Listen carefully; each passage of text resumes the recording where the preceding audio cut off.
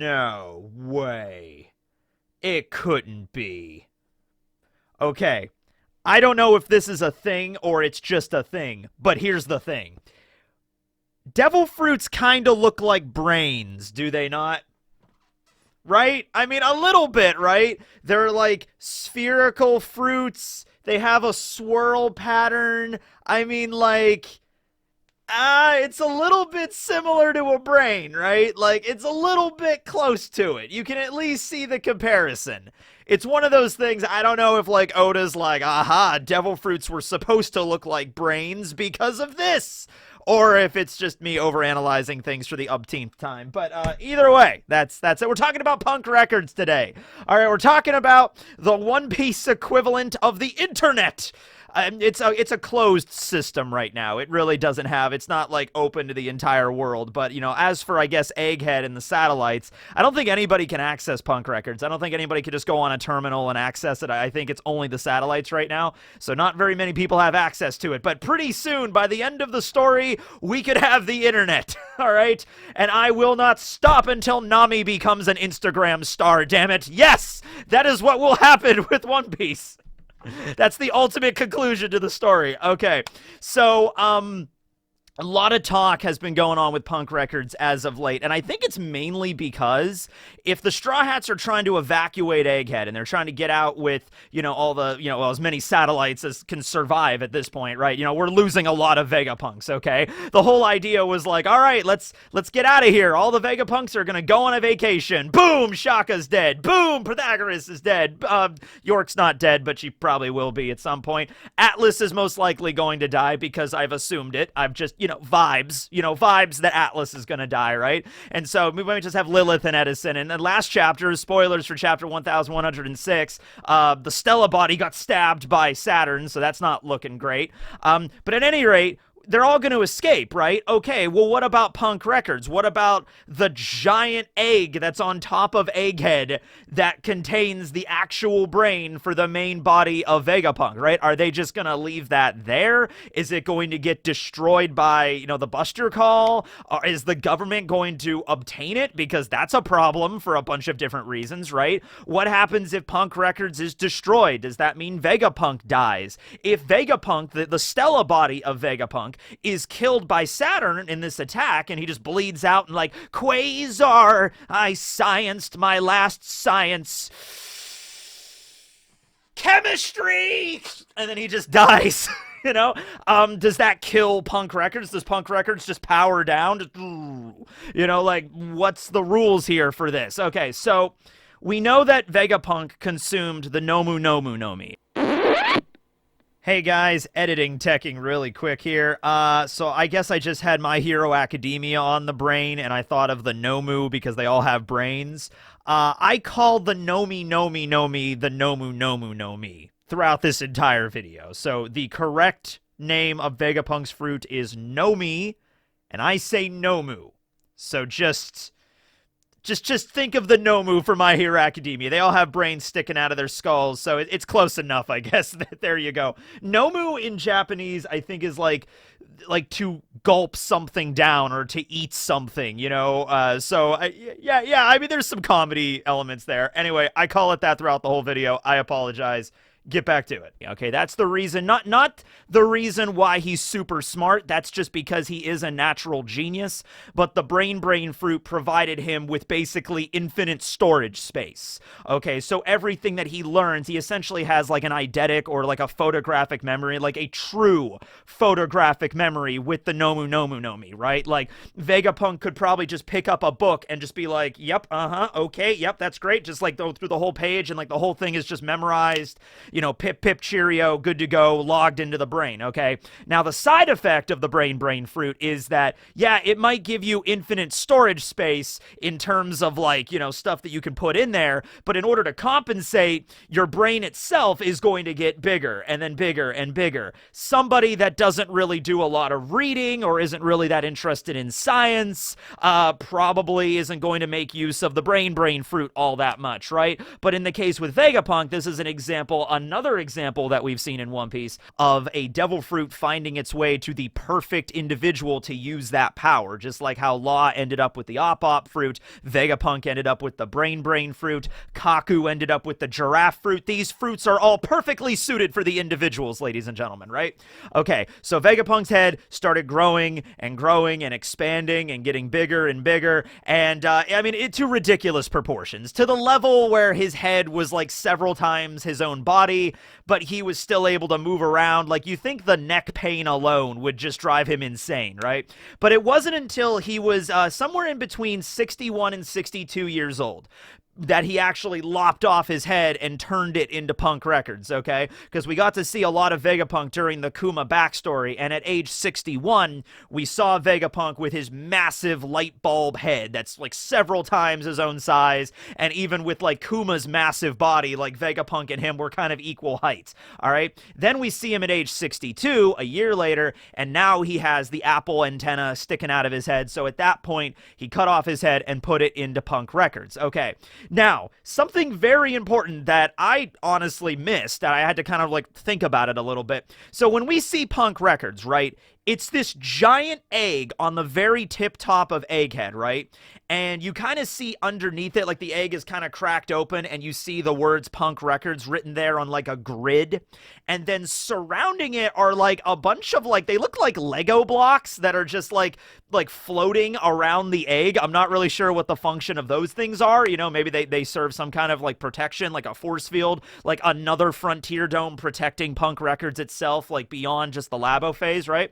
So people assume that that whole hangar, because that's what Vegapunk calls it, he's like, it's a hangar, you know, is all of Punk Records. Like, all the memories are stored in there. Vegapunk only created Punk Records 4 years ago, and his brain was big, but it was like, I don't know, 6-7 feet tall. Now, that's a big brain, all right? Most brains are not 7 feet tall, all right? But that's not absurd, you know? Like, somebody in the One Piece, like Frankie, would be able to pick that up and, like, you know, jump around with Vegapunk's brain. So I think most of that hangar, Punk Records, the whole thing is not Vegapunk's brain, all right? Even accounting for all the knowledge that Vegapunk and the satellites accrued in the past 4 years. So Vegapunk cuts off his head, stores it in the hangar, and then he creates the satellites. And the satellites basically, I guess, sextuple his knowledge intake, because they're all doing different things, right? I'm sure Vegapunk's brain has grown several sizes since he cut it off. But is it really so big it takes up an entire, like, space shuttle hangar? Like, is it that massive now? Like, that's kind of absurd, you know, considering Vegapunk has had this power for most of his life. We saw him back in his 30s, and he had the giant brain back then, okay? So for, like, 30 or 40 years of his life, he's been adding more and more knowledge to his brain, and then by the time he was 61, it's a pretty respectable sized brain. It's a pretty big brain, like 7-8 feet tall brain. Okay, so then he cuts it off, and the other satellites are all putting in knowledge as well, like Edison and Shaka, and I don't know how much knowledge York added other than the stuff that was, well, actually, she did not add the stuff that was like the traitorous stuff, you know, because they have to sync with Punk Records once a day to upload everything. So Vegapunk's brain is several times bigger than that. I don't know, 20 feet, 30 feet tall, you know, I don't know how many pounds a brain like that weighs. I don't know. It's a big brain. But would it be so big that they wouldn't be able to take it with them to Elbaf? Is it so big that it's like even a giant like Dory or Bragi would be unable to pick the damn thing up? Like, it's just that massive now. Because I don't think it's the entire hangar. I think the hangar is mainly there for 2 reasons. Number one, Vegapunk planned on his knowledge expanding to absurd levels. The ultimate goal, remember, wasn't just him adding the knowledge to it. The ultimate goal was to connect Punk Records with the entire world. So he's like, all right, if the whole world is pumping information and knowledge and wisdom into my brain... Vegapunk was kind of crazy when you really stop to think about it, but, you know, like, that's the idea. He had to make a hangar that big because the brain would get, like, to, if everybody in the world was like, it was like Wikipedia, everybody was adding information, it would get that huge to fill up an entire aircraft carrier, okay? So that makes sense. And the second reason was defensive capabilities, right? So you want to make sure it's under protection. So that whole hangar might have like those Lego blocks out front. Those might be like a laser defense system or like an extra defensive protocol thing to make sure it doesn't get destroyed, okay? I'm pretty sure when Vegapunk sliced off his brain and put it in a building, he didn't make the building defenseless. He wasn't just like, yeah, okay, nothing will ever happen to that. And then he positions the building on top of Egghead, probably because of like an antenna, so it gets enough range and stuff. So like no matter where the satellites were located on Egghead, they could, sync up with Punk Records, right? So, like, I'm sure there's something, like, it's built out of something, sturdy. It's not just gonna be like, oh no, a stray bird flew into Punk Records and short-circuited the whole system, and now I forgot all my 30s. They're just gone, Like, no, it wouldn't be something like that, right? Now, could they withstand a Buster Call barrage? What happens if the entire Labo phase is destroyed and the whole thing falls down? Maybe it's built like a bomb shelter, so even if that were to happen, Punk Records could survive. Maybe, like, because the egg is kind of cracked open. What if there's a security protocol where the egg, gets shut and, like, gets deadbolted and, like, it's indestructible? Like, it could fall, it could, roll around. The government could even steal it, but the government has no way to crack the egg, so to speak. They can't crack it open, they can't access the knowledge, and it can't be destroyed, okay? It's very much like a poneglyph in that instance. And all of that stuff, despite how wacky it sounds coming out of my mouth, you could see Vegapunk building something like that. You could see Vegapunk building an indestructible shell for his knowledge, okay? So there's that. I don't think we have to initially really worry about it being destroyed, because a lot of people maybe are assuming like it's very fragile, like they just shoot Punk Records with a cannon and the whole thing just gets destroyed. Like, I don't think Vegapunk would make it that brittle, all right? So there's that. Taking it with them might be possible. Like, they go into Punk Records itself and they see Vegapunk's brain, which is this pulsating thing in the center of it, and it's big, but like maybe Broggy picks it up like, da ba ba ba ba, all right, I have Vegapunk's brain, let's go. Okay, sure. Now, what happens if Vegapunk dies? So let's tackle that. What happens if the Stella dies? So the Stella is the user of the Nomu Nomu Nomi, of the Brain Fruit. And so if the main body dies, then that means the fruit gets reincarnated, which means the effects of the fruit disappear, at least, on the person that they had before. So I would assume if the Stella were to die, Punk Records would just go offline. Okay, because for one thing, Vegapunk is dead. He somehow figured out a way to connect his brain, even though it's not connected to his physical body anymore. It's kind of like Law's Op fruit a little bit with that. But despite that, they are still connected because Vegapunk is living. Or maybe Vegapunk wired it in a way that, because that's the whole idea, to make the internet. And I don't think Vegapunk planned on being around forever.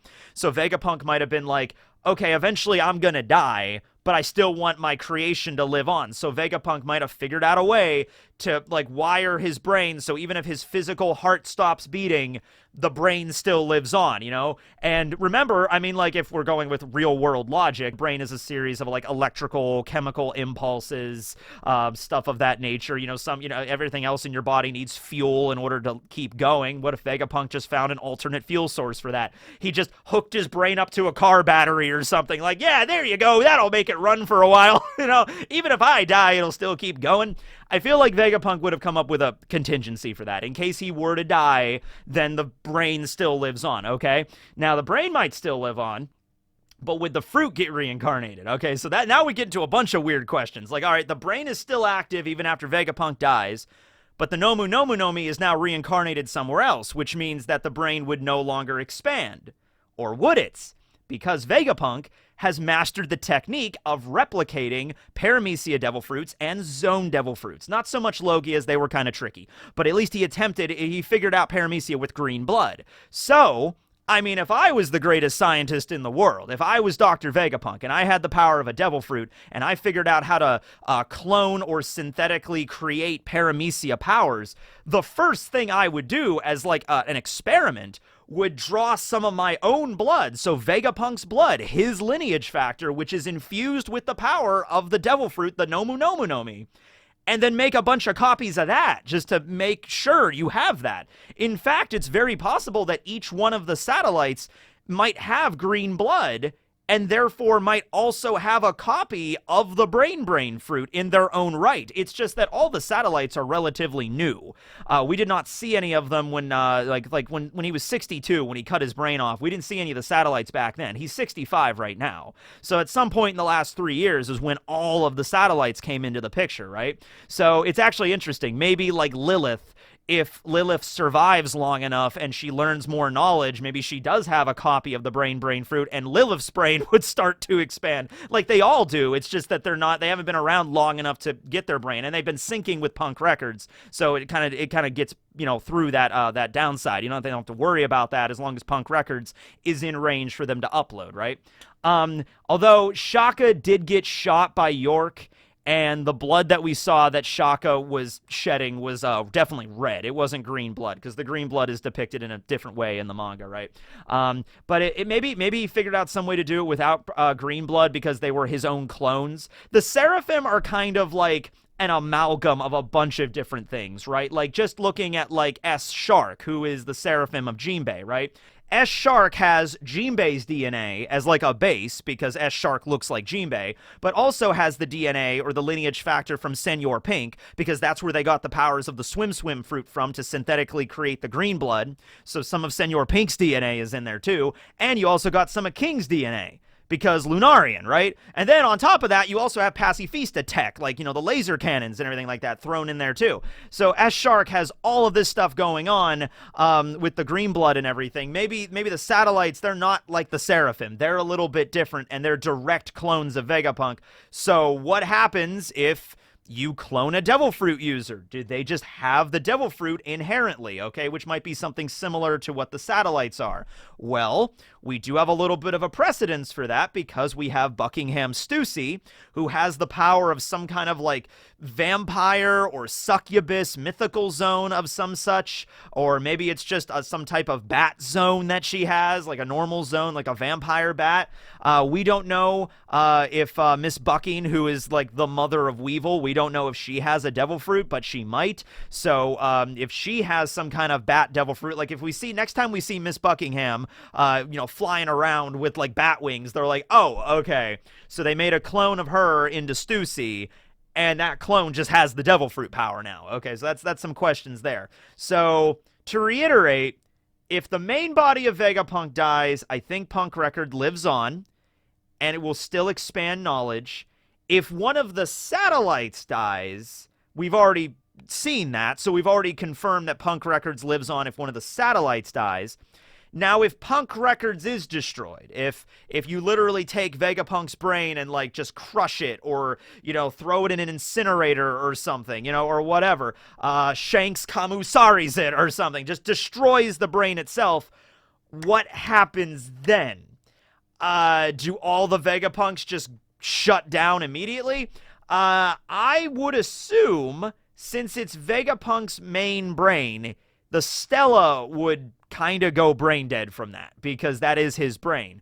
But if each of the individual satellites have their own brains, because the satellites are not like the 6 Paths of Pain from Naruto, where they all share their vision, they all share what they can hear at all times and everything like that. They still need to communicate through they have the headsets. Like, we saw that in one of the episodes in the anime recently, where Lilith has the headset to communicate with Shaka. It's not like they're telepaths with one another. It's like they still need to use technology to communicate. They are very much individuals, okay? And another example of that, like, if they were all sharing information on that level, if they were all telepathic or something, they probably would have figured out York was a traitor a long time ago. Like, it would have been impossible for one of them to be a traitor if they were connected in that way, okay? The only time they were connected, the only time, was when they synced their data with Punk Records, and as we learned from York, they can voluntarily choose to not upload data, or pick and choose which data to upload. Cherry picking data. I'm telling you what, that was York's greatest crime, okay? But no, that really was what it was, okay? So, in that regard, they are separate entities, and it's not like, it's not like when Shaka died, Lilith was like, I sense that Shaka has just died. I felt like 1/6 of myself has just disappeared from this world. That's not what happened. Okay, at least we understand that's not what happened. So, if Punk Records goes offline, is completely obliterated, the main body could die. I think the satellites live on. Also, I could kind of see that from Vegapunk's perspective. Like, Vegapunk is, he's getting up in years. He's not like the oldest character in One Piece, but he's 65 years old. So maybe Vegapunk realized, he's like, well, gee, I devoted my whole life to science. I don't have any kids.